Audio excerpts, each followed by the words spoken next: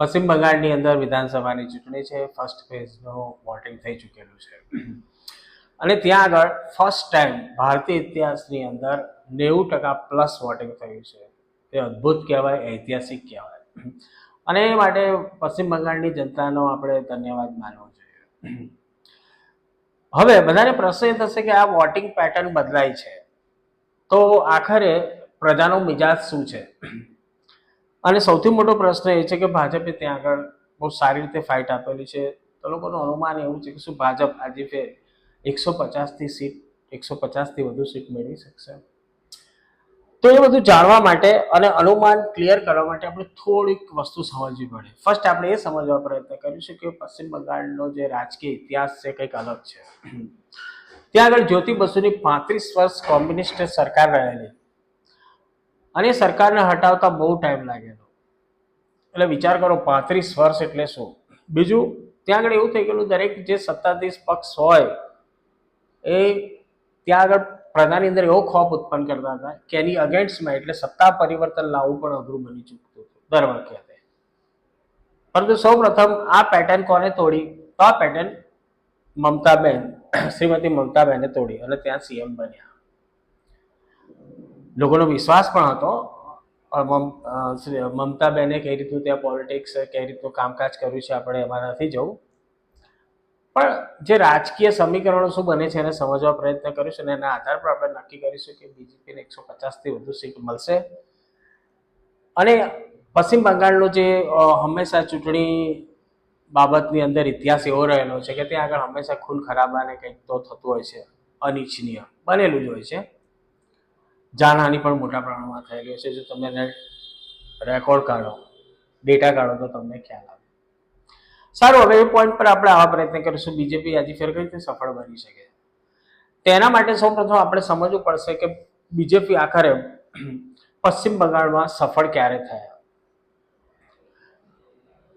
તો 2021ની જે વિધાનસભાની ચૂંટણી થઈ એટલે કોરોના કાળ પછી, તે વખતે પશ્ચિમ બંગાળની અંદર સૌ પ્રથમ બીજેપીને મોટી સફળતા મળી અને એને 77 સીટો મળી. હવે જે 77 સીટો મળી અને શરૂઆતના ટ્રેન્ડમાં તો એવું પણ આવતું હતું કે બીજેપી ટીએમસીથી આગળ હતો, પણ પછી શી ખબર બીજેપી છેલ્લે ઘટતા 77 પણ આવી ગઈ. પણ તેમ છતાં જે રાજ્યમાં બીજેપીની કોઈ શાખ નહોતી ત્યાં આગળ 77 સીટો લાવી પણ મોટી વાત હતી. અને એ વખતે ત્યાં જે પ્રચાર પ્રક્રિયા ચાલતી હતી અને પ્રજા આવતી હતી એના પરથી લોકોને અનુમાન તો હતું કે બીજેપીને કંઈક સારી સીટો મળશે, પણ 77 સીટો આવી એ પણ બહુ મોટી સફળતા કહેવાય. હવે અહીંયાથી આપણે સમજવા પ્રયત્ન કરીશું કે બીજેપી 150થી વધુ સીટો કઈ રીતે લાવી શકે છે. તો હવે જોઈએ શું ડિફરન્સ હતો. 2021ની ચૂંટણી થઈ વિધાનસભાની, એની અંદર આપણે સમજીએ કે જ્યારે 2021ની અંદર ભાજપને 77 સીટો મળેલી, તે વખતે ટીએમસી અને બીજેપીને જે વોટ મળેલા એ અહીં દર્શાવેલ છે. એમની વચ્ચે વોટિંગ ડિફરન્સ આટલો છે.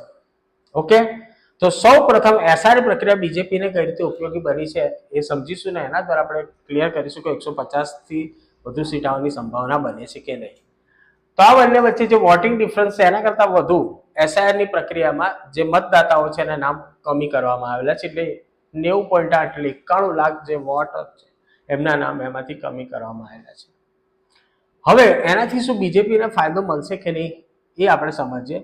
તો પહેલા આપણે આ સમજવું પડે કે જ્યાં આગળ ટીએમસી જે છે, જો મુસ્લિમ વસ્તી ધરાવતા વિસ્તારો છે એને સમજીએ. જો મુસ્લિમ પોપ્યુલેશન 0 થી 10% હોય તો બીજેપીના ચાન્સીસ એટલે બીજેપીને સીટો મળવાનો જે રેશિયો બને 42% અને 56%. જેમ મુસ્લિમ જનસંખ્યા વધે છે એમ બીજેપીને સીટો મળવાના ચાન્સ ઘટતા જાય છે. ઓકે, તો આના દ્વારા હું શું સમજો કે જે વોટ કમી થયા છે એ મોટા ભાગે જ્યાં ટીએમસીની જે સીટો હતી અને જે મુસ્લિમ બહુમતીવાળા જે વિસ્તારો હતા એમાંથી વોટ વધુ પ્રમાણમાં રિડ્યુસ કરવામાં આવ્યા છે, કમી કરવામાં આવેલા છે. એટલે સ્વાભાવિક છે બીજેપીને આમાં બેનિફિટ્સ મળશે. આ ફર્સ્ટ પોઈન્ટ. એટલે એસઆઈની પ્રક્રિયા રિયલીમાં બીજેપી માટે વરદાન બનેલી છે અને એ બહુ જ મોટું વરદાન બનશે. એ તો રિઝલ્ટ આવશે ત્યારે નક્કી. આ તો મારું અનુમાન કહું છું. હવે બીજેપીને વધારે સીટ મેળવવા માટે બીજું એક કામ કરવું પડે. એ કામ શું હતું કે જે પ્રજાનો ખોફ હોય છે, જે સત્તાધીશ પાર્ટી, જે મેં કીધું જ્યોતિ બસુની સરકાર હતી, 35 વર્ષ કોમ્યુનિસ્ટ સરકાર રહેલી, એનામાં પ્રજામાં કેવો ખોફ હતો, અને એને દૂર કર્યો સત્તા પરિવર્તન દ્વારા, ટીએમસી દ્વારા, મમતા દીદીએ. પણ આ પોઈન્ટ સમજીએ કે આખરે શું બીજેપી આમાં સફળ થઈ એનો ખોફ દૂર કરવામાં? તો હું માનું છું લગભગ બીજેપી 70% સુધી આમાં સફળ થયેલી છે. અને કઈ રીતે? તો પ્રજાનો ભય દૂર કરવામાં.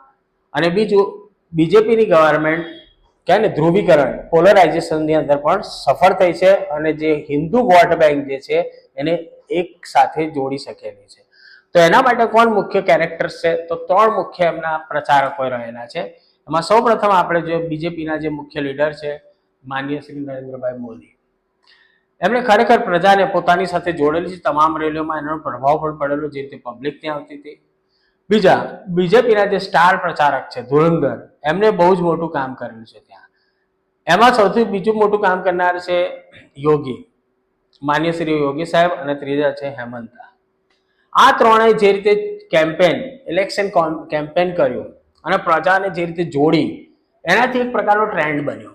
અને ટ્રેન્ડ એટલો જબરજસ્ત બન્યો કે એવું કહી શકે તમને સાયકોલોજીકલી એટલો એડવાન્ટેજ લઈ આવ્યા બીજેપી માટે, કે એવું માની શકે કે હિન્દુ વોટ બેંક જે બને છે લગભગ ધ્રુવીકરણની અંદર આવી ચૂકેલી, અને એક તરફી બહુ સોલિડ વોટિંગ થયેલું છે, જે બીજેપી માટે પ્લસ પોઈન્ટ છે. ફર્સ્ટ પ્લસ પોઈન્ટ શું બન્યો ખબર છે? ફર્સ્ટ પ્લસ પોઈન્ટ એ બન્યો કે એસઆઈઆર, અને એસઆઈઆરમાં જે વોટ કપાયા એમાં હું અવશ્યપણે માનું છું કે જે બીજેપીને કોઈ લોસ થયેલો નથી એમની વોટ બેંક. ઓકે, હવે જે એસઆઈની પ્રક્રિયામાં જે વોટ કપાયા છે, લીગલી જશે એવું તો નહોતું, ઇલીગલી હશે. અને ત્રીજું સૌથી મોટું સમીકરણ જે આવે છે કે જે કોઈ પણ રાજ્યની અંદર સરકાર હોય, સરકારને હટાવી શકે છે, એ છે સત્તાનું પરિવર્તન. સત્તાનું પરિવર્તન એટલે શું? ત્યાંની પ્રજા કોઈ પણ એક શાસનની સામે સારી હોય કે ખરાબ, જ્યારે સત્તાનું પરિવર્તન ઈચ્છતી હોય તો સ્વાભાવિક છે 100% ત્યાં સત્તા પરિવર્તન બનવાના ચાન્સ વધી જાય છે. તો સામાન્ય રીતે જ્યાં આપણે ત્યાં આગળનું જે એનાલિસિસ નીકળ્યું, એનાલિસિસમાં જે વર્તમાનની ગવર્મેન્ટ છે એની પસંદગી લગભગ 35 થી 40% વચ્ચે રહેલી. એની અગેન્સ્ટમાં સત્તા પરિવર્તન ઈચ્છનારની સંખ્યા પણ લગભગ 30-35% ઉપર હતી. એ પણ બહુ મોટો રેશિયો કહેવાય. અને જે ન્યુટ્રલ્સ હતા, એ ન્યુટ્રલ્સ કોઈ પણ તરફ જોડાય, જો સત્તા પરિવર્તન સાથે જોડાય તો સ્વાભાવિક છે કે 30-35% વાળા જે પરિવર્તન ઈચ્છે છે એની સાથે જતા રહે તો સત્તા પરિવર્તન ચોક્કસ બની શકે છે, કારણ કે 50% કરતા વધુ હિસ્સો મારે છે. તો આ 3 જે ટેકનિકલ પોઈન્ટ છે એના આધાર પર હું કહી શકું છું અત્યારે ફર્સ્ટ ફેઝનું જે ઇલેક્શન થયું એમાં હું માનું છું કે ભાજપને અવશ્ય 90+ સીટો મળશે.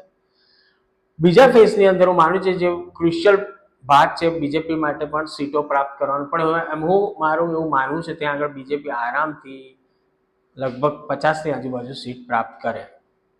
અને જો ફર્સ્ટ ફેઝની ઇલેક્શનની અંદર જો ભાજપને ટોટલી એકતરફી વોટિંગ થયું હશે તો હું માનું છું ત્યાં આગળ ભાજપ લગભગ 160 ઉપર લઈ જશે. અધરવાઇઝ મારું એવું અનુમાન છે ભાજપને 120થી લઈને 150ની વચ્ચે સીટો આવી શકે છે.